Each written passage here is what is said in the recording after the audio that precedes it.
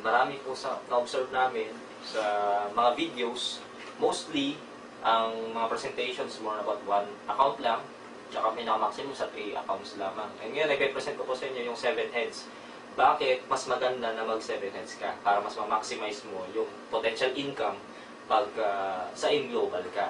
Okay, ito po yung ito yung investment or ito yung pwede mong ilalabas sa 7 heads.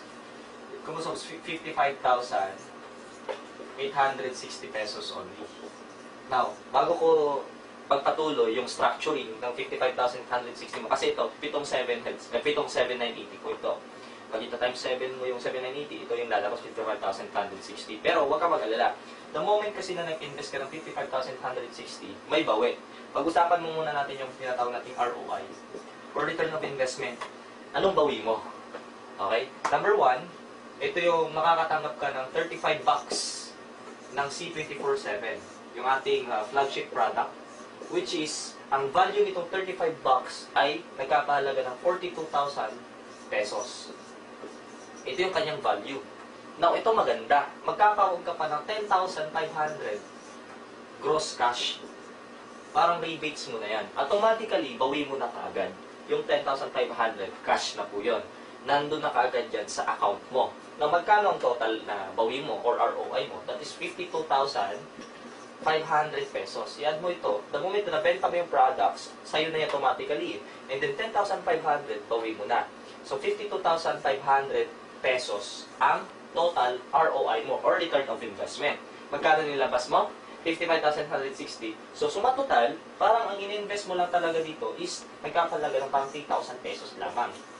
So, sobra pa. Kasi bakit? The moment na ginawa mo na itong business, yung 55,860 mo, one time mo lang in-invest yan. Okay? Ito yung pinaka-maximum na pwede mo na kasi na i-invest sa AIM Global. Ngayon, paano naman kikita ito? Ito yun. Ito yung scenario. Sa 55,000 or 7 heads mo, magkakaroon ka na ng structure na ganito. Okay? Yan. So, meron ka ng 7 accounts. Okay? Ito yung first account mo, second account mo, third account mo, fourth account mo, fifth account, sixth account, and seventh account. Ngayon, ang technique dyan, maghanap ka lang din ng taong 8. Yan ang technique dyan.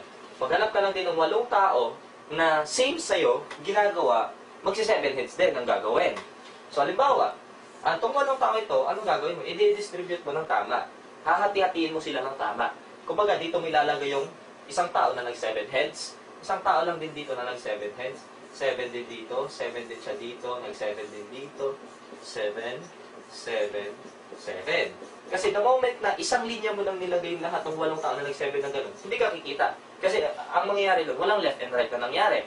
So, itong punto, yung 8 na yun, hahatiin mo yun ng tama.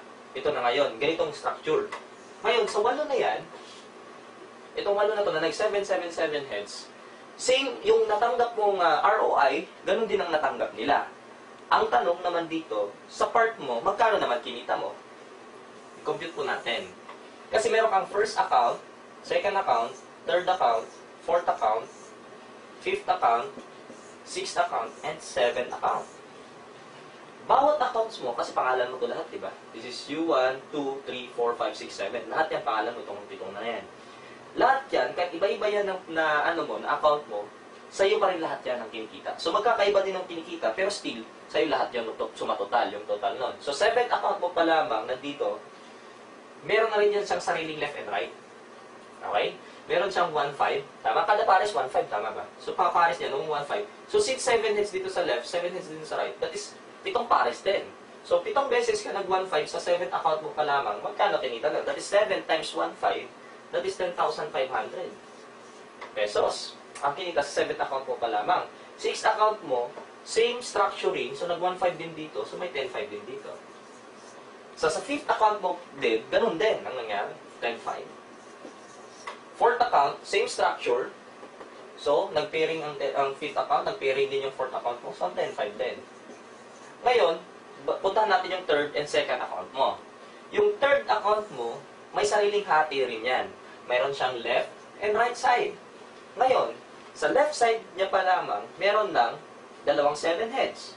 Sa right side niya, dalawa din. So that is 14 dito, 14 din dito. So magpares sila, may pair din siya dito, may pair din dito. So every pair, that is 1.5. So the total yan, that is 21,000 pesos. So sa second account mo, meron din. Meron din siyang hati. So meron din siyang 1.5, 1.5 dito, magwa 1.5 din dito.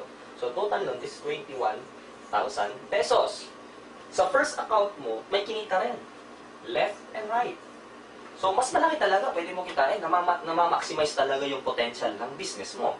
Sa left and right mo, na first account, meron din siyang 1.5 dito, magwa 1.5 pa dito, 1.5 pa dito, magwa 1.5, 1.5 pa dito. So, total nun, that is 42,000 pesos.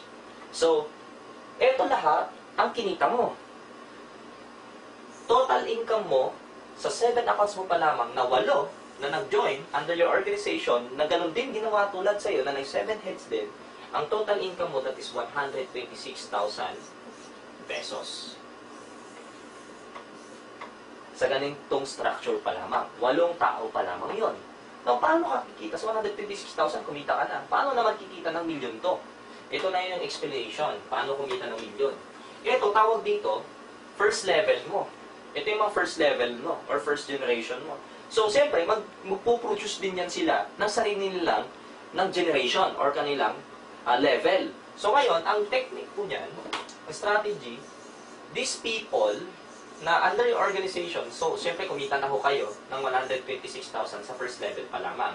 126K pesos. Etong 8 taong leaders mo, itong mga leaders mo, encourage them to produce ng 8 leaders din na magsi-7 heads under their organization. So, ikaw, ganun din gawin mo para sa kanila, follow-uping ka. Etong tao ito, encourage them na maghanap sila ng 8 tao na magsi-7 heads din. Dumating yung time na nagkaroon siya ng 8 tao na nag-7 heads dito. Same scenario, ginaya lang din dito, dumami din dito, nag-8 tao na nag-7 heads din, 8 tao din na nag-7 heads, 8 tao na nag-7 heads, 8 tao din na nag-7 heads dito. And the same scenario, 8 tao na nag-7 heads din dito.